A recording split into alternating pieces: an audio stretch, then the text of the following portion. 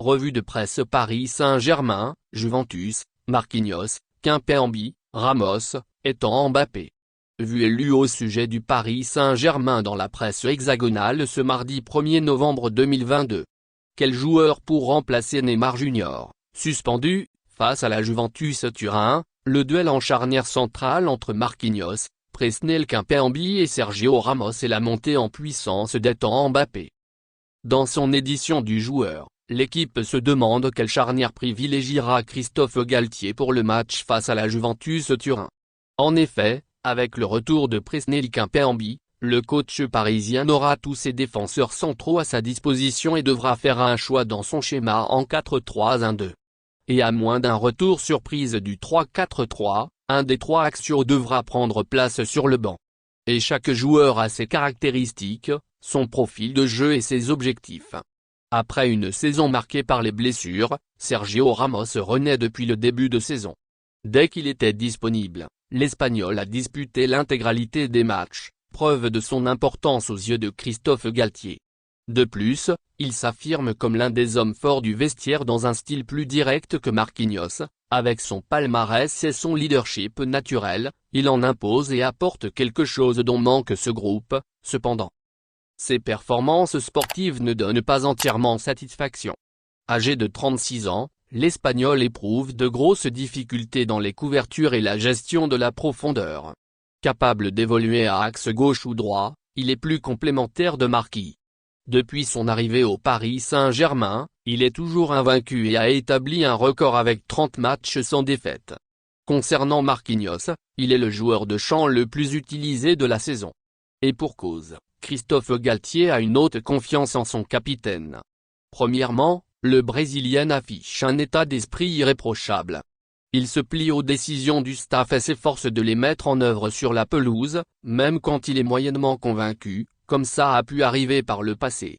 De plus, il possède une grosse expérience en disputant sa 10e saison chez les Rouges-Bleus. Même s'il a connu plusieurs moments de creux depuis 2 ans, il reste une valeur sûre et retrouve de la consistance avec la défense à 4. Cependant, il est parfois léger dans les duels. Enfin, Presnel Kimpembe a fait son grand retour en tant que titulaire face à 3-4-3, après plus de 6 semaines d'absence en raison d'une blessure aux ischio-jambiers. Impliqué sur 2 des 3 buts troyens, le Titi a besoin de jouer pour retrouver toutes ses capacités. Christophe Galtier le sait et entend accompagner sa montée en régime.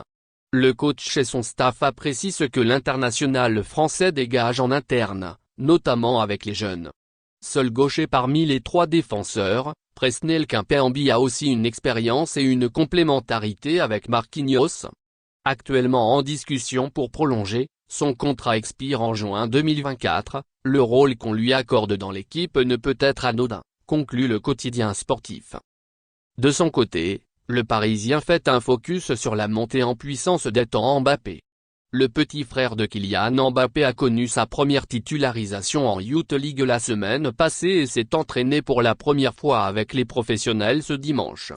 Âgé de 15 ans, il fêtera ses 16 ans le 29 décembre. Le milieu de terrain a profité du décrassage d'après-match face à Troyes pour apparaître avec l'équipe fanion et participer à la séance aux côtés de Marquinhos, Fabien Ruiz ou encore Achraf Hakimi, tout remplaçant face à l'Estac.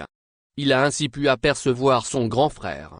Récemment, le coach des U19 du Paris Saint-Germain, Zoumana Camara, a salué la progression du jeune Titi, après la victoire face au Maccabi Haïfa, 3-1, c'est un garçon qui travaille bien.